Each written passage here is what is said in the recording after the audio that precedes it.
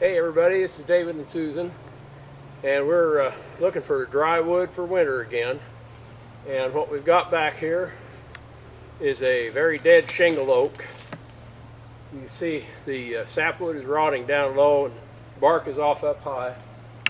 This is a forked tree, and it's pretty well balanced.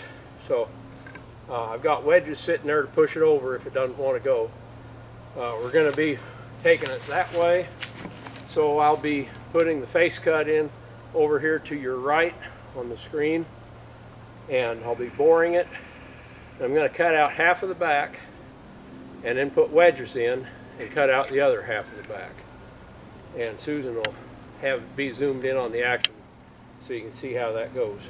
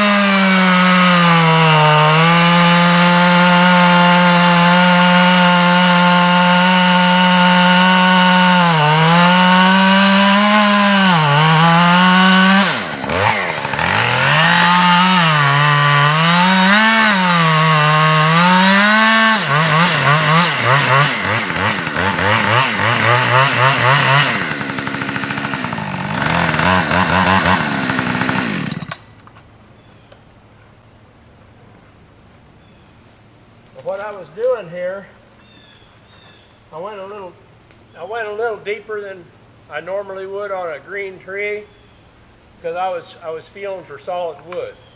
Out here around the edges, that sapwood is pretty soft. Anyway, I could feel it get into good wood, so I went long enough to get it into good wood. Now I'm going to bore it from this side. When you're boring with the saw that way, it wants to crawl toward the hinge. So when you're boring from that side, really keep a good control on your saw so it doesn't crawl out into the hinge.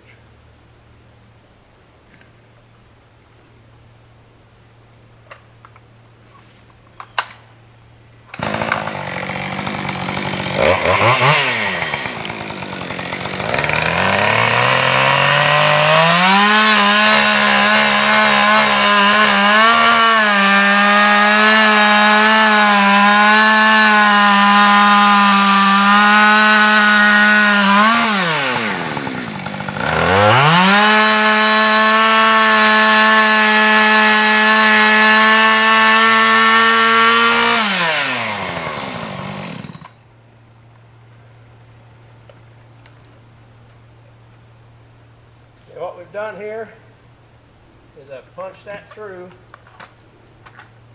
I've got a hinge about 1.5 inches, 1 3/4 all the way through the tree. And I pulled the saw back part way and cut out the back. So I've got the back cut out on one side. So I'm going to set a wedge over here now so I'm ready to start pushing over. Then I'll cut out the other side.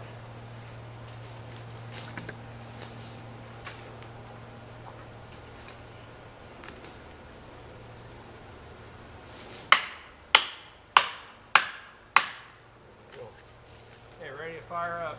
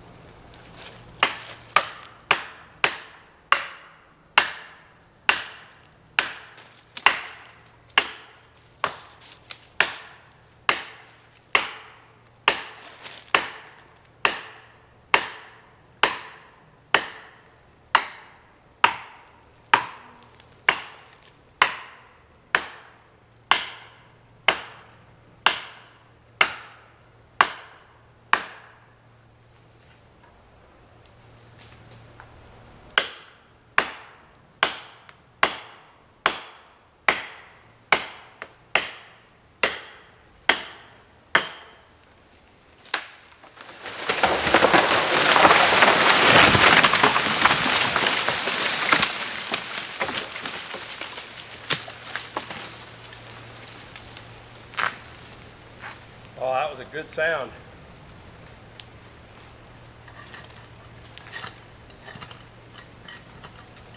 Okay. That's great.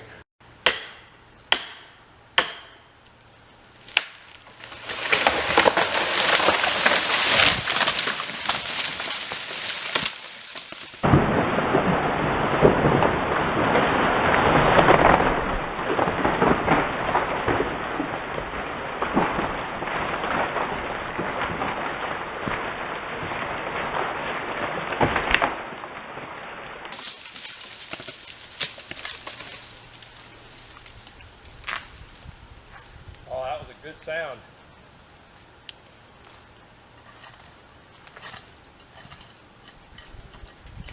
Okay. That's great. Okay, I'll just run through the steps again for y'all. What we did, this is the aiming cut. We cut in, and I went a little longer than, I normally would have stopped out here, but I was feeling for solid wood. You can see it's punky all the way around, so I was feeling for solid wood. Made sure I was in that real good. And then the second cut has to match this. You want those to mate up. So of course I was doing this from the other side, but what you do, you look through this gap you've cut. So you see this come up and you stop then. You don't want to cut over. If you cut over, then you're cutting your hinge off. So on this end, you can see when you get to the end of it, and on that end you look through that gap and you get it right there. When I got there, that thing just fell loose. And then I punched through with the saw like that to make my hinge, and then I pulled the saw back and I cut out the back half over here and set a wedge.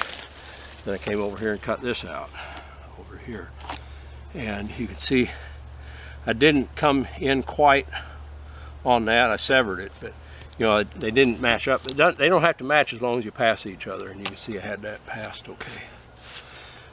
So, and then I pounded it over. It was balanced enough it didn't want to go over, and that's a pretty good lesson. I have caught myself not doing that. I have failed to put in a wedge on some of these when I think it's going to go, and it doesn't not only not go, but it will set back on you, and then you got a mess trying to get a wedge into it. So after you get your cuts made, go ahead and set a wedge, then cut this out. And the reason you use 2 wedges is because you don't have to pound so hard. With 2 wedges, each one is lifting for you. And look down the log there, Susan. When that went down, it was throwing chunks of dead wood. You always wear your hard hat out here. It was throwing chunks all over when it went down.